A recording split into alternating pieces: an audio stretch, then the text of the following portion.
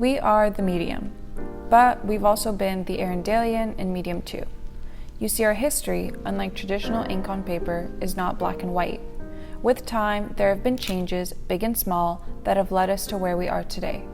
The Medium is the name we currently hold, but since the beginning, we have always been and will always be University of Toronto Mississauga's independent student newspaper. Independent is a term we'll use loosely, and you'll find out why soon.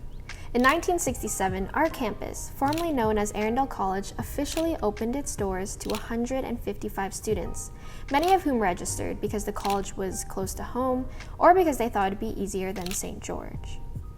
Amongst the free-spirited students were Robert Rudolph and Doug Lees, who founded the Erindalian, our first student-run paper. The Erindalian defined education, denied apathy, and declared the campus their home without sugarcoating anything. Ties to the Erindale College Student Union fueled most of the content and caused tension. The Erindalian shut down in 1973. The final editorial, with hints of aggression and complete honesty, declared the 6th volume their last. The editors were angry, perhaps hurt too, but it was clear that there was no stopping student journalism, ever, and no looking back. From the Erindalian's ashes, in the fall of 1974, Greg Michael Troy formed Medium 2, where the two referred to the second medium of communication on campus. In 1983, we declared our independence and split from the Erindale College Student Union. This was a turning point. And in 1995, after constantly having to explain the two in Medium 2, we became the Medium, funded by student levies and free of ties to the student union.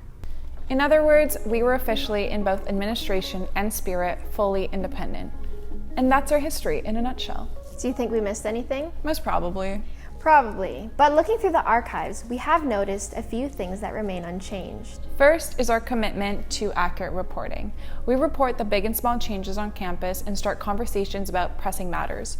From past to present, it's always been about telling the truth, even when the truth was really difficult to hear. And it wasn't just about informing, it was and always will be about writing history. And I love how it wasn't just a job, but a passion, which brings us to our second point. Another thing that has remained unchanged is our focus on community.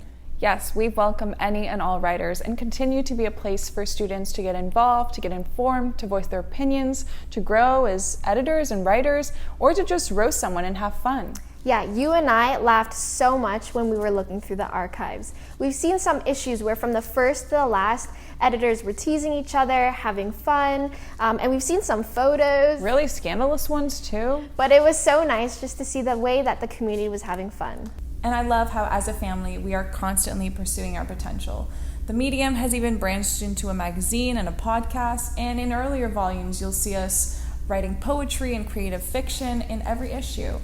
Creativity and experimentation is in our blood, and we've grown. And we still have many more years to go.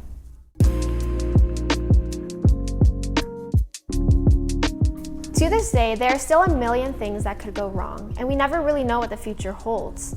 Although we can't say for certain what will happen, we can still set our intention toward the direction we wish to go. At the Medium, we constantly remind ourselves to think critically, be bold, cultivate creativity, demonstrate journalistic ethics, and never let anyone take our voice. If obstacles appear, we just take another path. And I believe that is how we've managed to thrive over the years and how we will remain firm no matter what the future holds. We've got a rich history behind us to honor and remind us of who we are. And one hell of a history to pave way to.